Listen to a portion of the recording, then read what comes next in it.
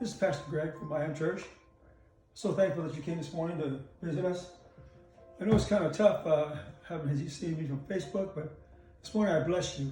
Those of us that are having a great challenge out today because of the coronavirus. I'm here to give you hope in the future. It can be found in the Word of God. This morning I want to talk about faith because faith is a main product of the miracle. And so I'm going to first share with you how to use your faith, and then the promise or the reward of faith also, what faith is. So my wife Meryl's going to read the Hebrews 11:6. Meryl, if you please read it. But without faith it is impossible to please him. For he that cometh to God must believe that he is, and that he is a rewarder of them that diligently seek him. That's right, that's right. You see, many people look at the scripture and they think that they don't have faith because it is impossible to please God without it. Once I remember I was in the altar praying after I preached a sermon, and a woman came up and she was just desperately saying, "Oh, I need more faith. Please bring it from above," which really is not biblical. Because when you become born again, you have the fruit of the Spirit, not fruits, but fruit, singular. You have love, joy, peace, long-suffering, gentleness, goodness, faith, meekness, and temperance. Now, it is like raw material in the ground. When we first receive Christ, it is like undeveloped. And we as Christians are supposed to grow and nurture these traits of the Spirit and of Christ. And faith is one of them. Let me share with you. It is not our faith we use. It is the faith of Jesus. It says in Galatians 3:27, it says, Paul speaking, he said, "I am crucified with Christ. Nevertheless I live. Yet not I, but Christ lives in me. And the life that I now live in the flesh, I live by the faith of the Son of God, who loved me and gave himself for me." Which means this. You have the faith of Jesus, my friend, inside of you. Every believer has the faith of Jesus. Jesus said, if you have faith of a grain of mustard seed, you can move that mountain. You know, it's not our faith. It's not mustering up the will to believe. It's simply accepting what Christ has finished for us on the cross. We have it now. So we understand without faith it is impossible to please God. What does this mean? It means that God only answers our prayer according to our faith. Some people pray the problem, they pray the discouragement, they pray dread and fear. God does not bless us according to our whining or complaining. God answers us according to our faith. But whose faith do we have? Well, just very quickly, if I can explain this before I get to the text today. God does nothing apart from faith. Everything God says and done. By the fact, in Hebrews says he created the worlds by faith. God did. He doesn't have obtained faith. He is faith. Every word, every move he makes is faith. And God created you and I also to function by faith. So here we go. I'm going to read to you, I love this process of receiving the promise. It's found in Hebrews 11:13. I'll ask Meryl to read that, please. Okay? Hebrews 11:13. Same chapter. Speaking of the Israel and their receiving what God had promised them. Hebrews 11:13. Go ahead, Mary. But having seen them afar off, and were persuaded of them, and embraced them, and confessed that they were strangers and pilgrims on the earth. I get choked up because I believe this. I believe that we're no different than the children of Israel. Who journeyed, were challenged, were tempted, and who failed because they did not believe that God could. God never asked you if you can when he asked you to accept a challenge or to walk in a journey that's maybe difficult. He always, when he mentioned the people that came to him, he always said, "Do you believe that I am able?"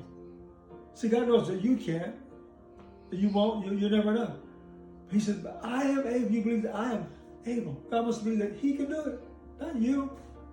Not your wealth, not your position, but he can do it. So that's what I believe today. There's a process in here. Give me just a few more minutes. The process is I believe it's called, this is what I call it, what Meryl just read.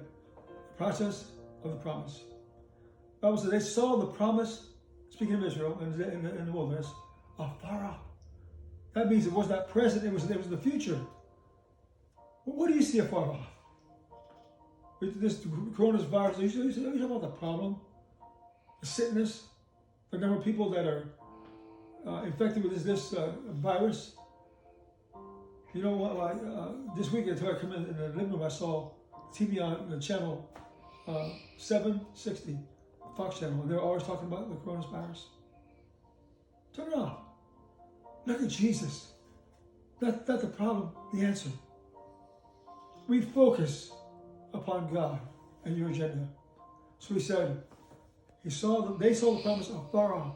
See, your promise is in the future. You can't see it. You open the cupboard, and the cupboard's bare. You look at your bank account, and there's minus. No tank, no gas, your gas tank. No. Look at him who is able to do exceeding abundantly of all that we ask of him, according to the power that is in us through him. So here we go. They saw it afar off. What did they do? Marilyn, can you read that again? Read verse 13 again. They first saw it afar off, and then what did they do? And were persuaded of them. Persuaded. Do you know what that means? They were thoroughly convinced that was theirs, even though they couldn't see it. And embraced them. Okay, here we go. Number one, they saw it afar off. Number two, they were persuaded or convinced that God could. How do you embrace the future? You take it in your heart. You don't see it, but you take it in your heart. You say, yes, I can't see it, but I know it's mine. Though it was afar off in the future, it was yet theirs in the present. Put it in your heart. And the last is what? And confessed that they were strangers and pilgrims on the earth. Listen, beloved, listen. They talked about what they could not see, but where they were going, even though it was not in the present. You know what that is? That's faith.